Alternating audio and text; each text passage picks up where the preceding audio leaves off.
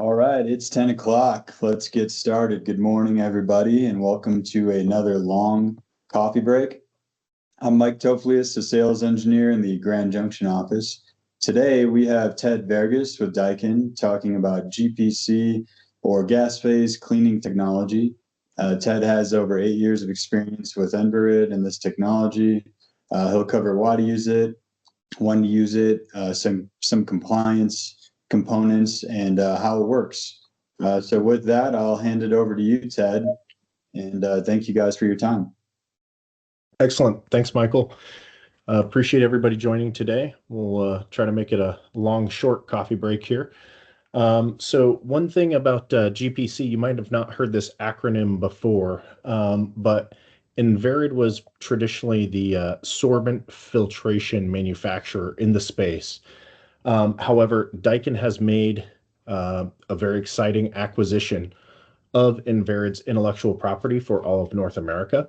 So what you might have been familiar with before as Enverid or HLR, HVAC load reduction, or SVT, sorbent ventilation technology, which are gas phase air cleaning of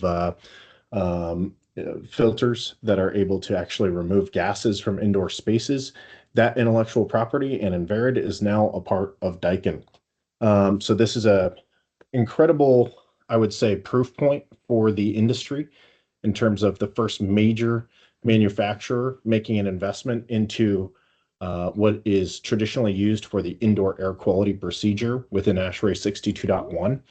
And the indoor air quality procedure is an incredibly useful tool in many situations, especially when projects maybe required more outside air than is typically feasible, or perhaps there were dimensional space constraints in a mechanical room due to the outside air requirements. Maybe the amount of outside air required was driving up the cost of a project, or maybe there were lead or other energy cost goals associated. So the Enverid product has been rebranded with this acquisition by Daikin as gas phase air cleaning. We're calling it GPC, and GPC can be deployed using the indoor air quality procedure. The indoor air quality procedure within ASHRAE 62.1 and IMC 403.2 enables outside air reduction of 50 to 80% without compromising on high IAQ, can show significant first cost savings, reduce equipment sizes, and is a compelling ASHRAE-based design methodology. If any of you have downloaded the ventilation calculator, the 62.1 ASHRAE ventilation calculator in the past couple of years, you may have noticed that the calculator now includes a default indoor air quality procedure calculator as well. In terms of form factors, there are a variety of form factors. Really, all IAQP needs is a form of filtration to remove gaseous contaminants that we've traditionally tried to ventilate out of buildings using outside air. So these boxes are really just containing these filters that have been tested according to ASHRAE standards, like ASHRAE standard 145.2, which is the single pass gas removal efficiency test for filters. Within ASHRAE, obviously within 62.1, apologies for the formatting issues here, but traditionally we've thought about improving indoor air quality by driving up outside air ventilation. In reality, ASHRAE has realized that this is perhaps counter to a lot of our energy goals. And also, as equipment costs have continued to rise, this is less and less feasible. So the indoor air quality procedure has become much more important. These trends involve downsizing equipment. These filters are incredibly efficient at removing gases that we've traditionally tried to ventilate out of spaces. Roughly one filter reduces 125 CFM of outside air required per the indoor air quality procedure in IMC 403 and ASHRAE 62.1, which is in many markets the equivalent of one filter equaling 1 ton of capacity reduction. Safety is obviously key here. So deploying the indoor air quality procedure does require devices to be tested to a standard, such as ASHRAE standard 145.2 for no byproducts, and to know the filter efficiency on these gases like formaldehyde, ozone, CO2, etc. The nice thing is that these filters are very low maintenance. They typically only need to be replaced once every 2 years and are extremely effective on contaminants like formaldehyde, which is released from carpeting and computer electronic equipment and whatnot, and also ozone as well. So if you're in a market where outside air contains a lot of ozone, well, ventilation using outside air doesn't necessarily address that issue. So typically you might need a filter to do that. The indoor air quality procedure has been around for decades, but there's increasingly more references to it in, for example, the ASHRAE Standard 62.1 2019 User's Manual, referencing that the IAQP may allow for a more cost-effective solution to providing good air quality. The indoor air quality procedure, if you haven't used it before, is just a performance-based calculation of how much outside air you need and how much air cleaning you need to achieve the indoor air quality that you want. And there have been major upgrades to the IAQP from engineers to ASHRAE, really looking for what are the design compounds that we need to remove in standard spaces like offices, schools, gymnasiums. What are the design limits for those contaminants? And then how do we validate that the devices are doing what they're intended to do? All of those have been addressed in the 2022 standard or later. So many improvements here, great opportunity for additional learning. What might be a forcing function for this learning is that the user's manual and other resources from ASHRAE are doing things like calling out when the IAQP, the indoor air quality procedure, may be more appropriate to use than the ventilation rate procedure or even demand control ventilation. And if you look at these 4 scenarios here from the user's manual, more cost-effective solution, when better indoor air quality is desired, when outdoor air is not fresh, or when spaces may have unusual contaminant sources, you can see that this is a pretty defined signal that if any of these 4 scenarios apply, the indoor air quality procedure may be more appropriate to use, or you could also say lower risk to use than the ventilation rate procedure. And we're seeing more and more of this language. In fact, back in 2024 at the ASHRAE annual conference in Indianapolis, the most attended session was Farewell Ventilation Rate Procedure, paving the way for indoor air in the future of ventilation and air quality, and featured quite a bit on the indoor air quality procedure. For folks who are looking at number 4 here, when spaces may have unusual contaminant sources, you might be asking what spaces may have unusual contaminant sources. Fortunately, the ASHRAE User's Manual has a table which outlines these in Appendix I, and it says if the ventilation zone will have unusual contaminant sources, additional ventilation or air cleaning must be included in the design, and that additional ventilation or air cleaning must be designed using the indoor air quality procedure. It's a pretty big deal, kind of making IAQP less optional in many situations. And from table I1, for those of you who have been in markets where Inverid was very active, you may have seen more and more schools designed using the IAQP. That's because classrooms age 9 plus have been defined as a space which may have unusual contaminant sources. And you can see the reasons why there. Occupants are children with high metabolic rates, more bioeffluents, significant space-related contaminants, etc.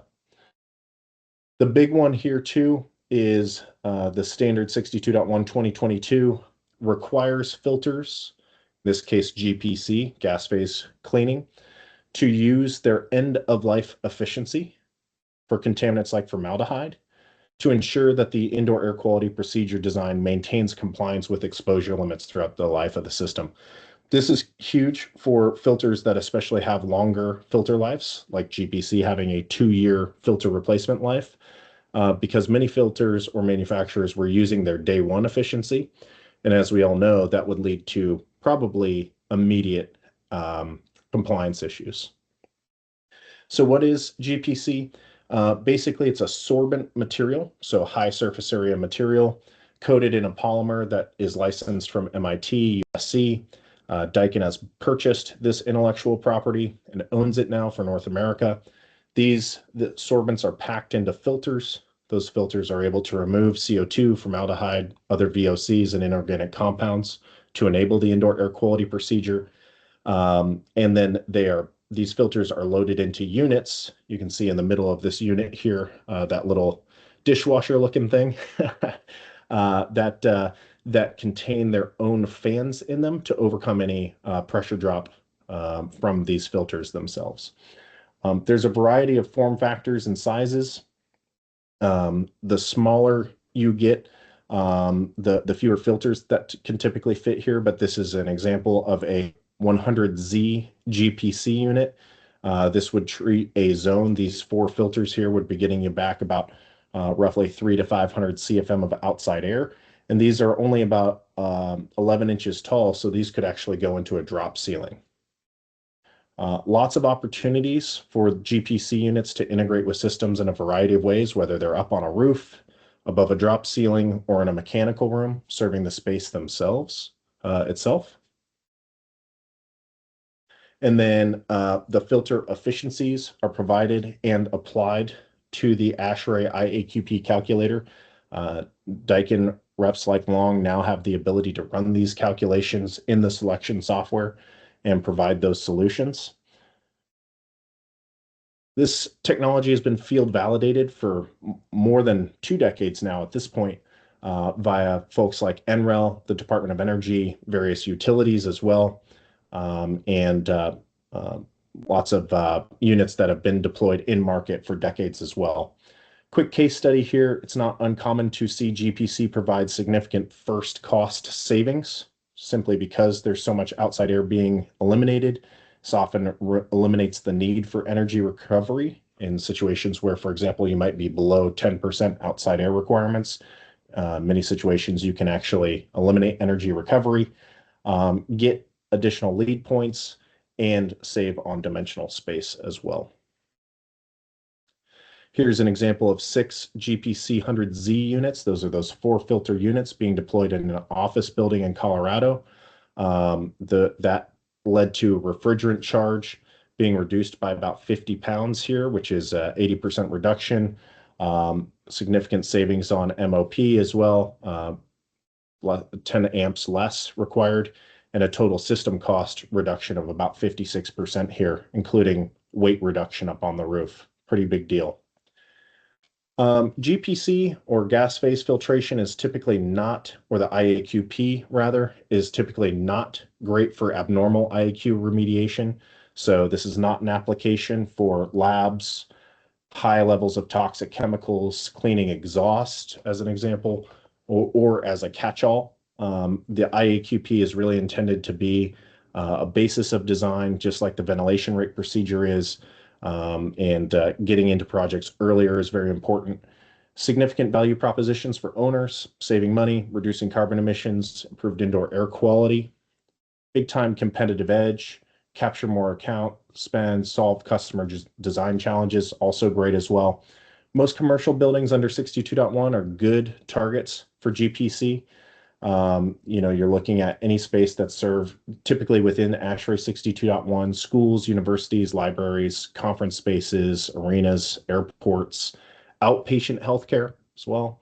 And then we've got LEED, WELL, net zero goals, decarbonization, and electrification. Just quick FAQs here. How often do the filters need to be replaced in GPC? Only once every 2 years. So very low maintenance solution. There are very likely existing projects in your area, and we can provide case studies for specific building types if you have one in mind, where you might have cost constraints, dimensional sizing constraints, might be trying to meet some green building standard objectives there. All that's needed to run the calculations are the same things that are required for the ventilation rate procedure: occupancy, square footage, space type, and we can help with that. Back over to you, Michael. All right, thank you, Ted. We really appreciate you, and I know we're really excited about this new product offering from Daikin over here at Long.